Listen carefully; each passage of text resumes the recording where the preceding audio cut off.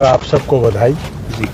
हमने भारतीय जनता पार्टी के कमल के फूल के नाम पर आज नामांकन भरा है और मैं समझता हूं कि जिस प्रकार से हमने हवन किया और हवन में इंद्रदेव का पदार्पण हुआ, जैसे ही इंद्रदेव का आह्वान किया तो इंद्रदेव बरस पड़े। तो उनके बरसने से बड़ा माहौल भी शांत हो गया और सुहावना भी हो गया और हमें आशीर्वाद मिला। अब मेरी बात तो सुन लो, आप बाद में पूछ लेना कुछ।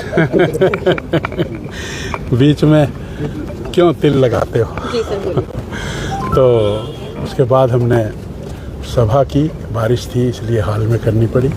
उसके बाद में शहर में थोड़ा घूमे और आज नामांकन किया और उस नामांकन में हमारे आदरणीय कुलदीप बिश्नोई जी उसमें थे। उसमें राजस्थान से आए हुए हमारे 6-7 दफ़ा के एमएलए रहे और वहाँ राजस्थान में मिनिस्टर भी रहे, अपोजिशन लीडर भी रहे और राजेंद्र राठौर जी हमारे साथ थे और बड़ा अच्छे वातावरण में हमने नामांकन भरा। सर, इस पर में ना चर्चा का विषय बना हुआ है, गौतम सरदाना जी आपके साथ नहीं है, श्रीमती सावित्री जिंदल नहीं है, कहीं ना कहीं पार्टी उनको मनाने के लिए लगी हुई है। ऐसा नहीं है कि साथ नहीं है। अब सभी लोग तो, अब बहुत लोग नहीं है तो आपने उनका नाम तो नहीं लिया। यहाँ केवल 3 या 4 लोग ही आ सकते थे। अब या तो हम कुलदीप जी को छोड़ते या हम राजेंद्र जी को छोड़ते, तो 3 या 4 लोग ही अलाउड थे। तो उसमें कोई ऐसी बात नहीं, जो आपकी आशंका है वो गलत है। सब लोग हमारे साथ हैं। आज शाम की 4 बजे की मीटिंग तो मीटिंग में क्या हो गया? फिर मीटिंग बुला लिया तो क्या हो गया? मीटिंग तो हम रोज ही बुलाते हैं। वो लड़ सकते हैं, जब लड़ेंगे तो देख लेंगे। तो कांग्रेस पार्टी की लिस्ट भी आज उजागर हो सकती है। वो तो ऐसा है, वो उनके तो लोग कह रहे हैं कि भगवान के घर देर है अंधेर नहीं। तो दूसरा बोला भगवान जी घनी देर ना कर दिए, अगर वो 1 आधे दिन की देर कर देंगे तो ये चुनाव अनअपोज्ड हो जाएगा। जैसे कि सभी ने भारी भरकम जो दल बल के साथ नामांकन भरा, आपने सबसे अलग एक सोच रखी कि भी मैं जनता को परेशान नहीं करता और कुछ ही लोग आप यहाँ पर पहुंचे हवन करने के बाद शहर में अपना दमखम पूरा दिखाया। नहीं, यहाँ तो मेरे ख्याल में पहुंचने का कोई लाभ नहीं है। जब ऐसा उनकी वो तो वीडियो बनाते हैं, सब कुछ करते हैं, तो अंदर जा ही 4 लोग सकते हैं, तो यहाँ लाने का क्या फायदा है? तो संभव ही नहीं। जो और लोग लाए भी होंगे तो वो आपने देखा होगा कि भारी खड़े हो गए होंगे। कांग्रेस पार्टी की जो टिकट है वो बहुत देरी से घोषित हो रही है, समय उनके पास बहुत कम बचेगा। ये कहीं ना कहीं उनके लिए, खुद ही के लिए। नहीं, मैंने अभी आपको कहा कि भगवान के घर देर है अंधेर नहीं। तो वो दूसरा बोला घनी देर ना कर दिए भगवान जी, तो मुझे लगता है ये घनी देर ना कर दे। जैसे कुछ विकास करें आपने करवाए, कुछ काम आप करा भी नहीं पाए, बहुत सारी समस्याएं फिलहाल है। तो इस बार अगर जनता आशीर्वाद देगी उस पर किस तरह की होगी? काम पिछले 10 वर्षों में किया है जी, और काम अगले 5 वर्षों में करेंगे। सर, काम किया है, काम करेंगे। गायों का जो मुद्दा है वो मुद्दा ही बनकर रहेगा? नहीं, मुद्दा नहीं बन के रहा। देखिए, मैं आपको बताता हूँ कि देश तो आज़ाद 75 साल हो गए ना, 77 साल हो गए, लेकिन गो अभ्यारण्य 50 एकड़ में किसने बनवाया?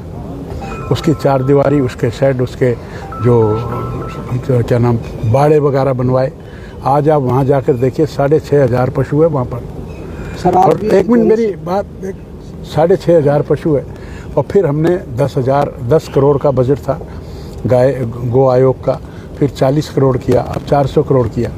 हमने बहुत सारी जो गायें हैं, हमने सभी गौशालाओं को कहा कि आप एक गाय का अगर इंफ्रास्ट्रक्चर बनाएंगे तो आपको हम 7,000 रुपया देंगे, 100 गाँव का बनाएंगे तो 7 लाख देंगे। ऐसे हमने बहुत लाख रुपए गौशालाओं को दिए। और फिर हमने एक बात और की, एक समय था हुड्डा जी के समय में 10 रुपये प्रति गाय देना था। हुड्डा साहब कोर्ट में चले गए, कोर्ट वालों ने कहा कि ये 10 रुपये तो देने पड़ेंगे। उन्होंने इसकी अपील सुप्रीम कोर्ट में कर दी और हमने 20 रुपये छोटे पशु के लिए, 30 रुपये मीडियम के लिए और 40 रुपये बड़े पशु के लिए प्रतिदिन देने का 400 करोड़ रुपए का जो हमने प्रावधान किया है, इससे 4,000 पशु ऊपर उठाए। तो 4,000 और 6,500, 10,500 पशु हमने हिसार से उठाया है, वो सड़कों पर नहीं है। अगर हम 10,500 पशु को आज सड़क पर छोड़ दें तो जो आपका प्रश्न है वो ये है कि तब क्या हाल होगा। तो मैं आपकी बात से सहमत हूँ कि पूर्णतः से हम गौ मुक्त नहीं कर सके। तो वो मैंने कहा है ना, काम किया है, हमने बाड़ा बनाया है, हमने गो अभ्यारण्य बनाया, हमने इतनी स्कीमें बनाई हैं, काम करेंगे और जो रह गए अगले 5 साल में करेंगे। बार मतलब ये जो मुद्दा है कुछ सड़कों से जो गाय, बिल्कुल डेफिनेटली इम्प्रूव होगा। डॉक्टर साहब एंटी इनकम्बेंसी का कितना असर रहने वाला है? कोई असर नहीं, एंटी इनकम्बेंसी होती नहीं है।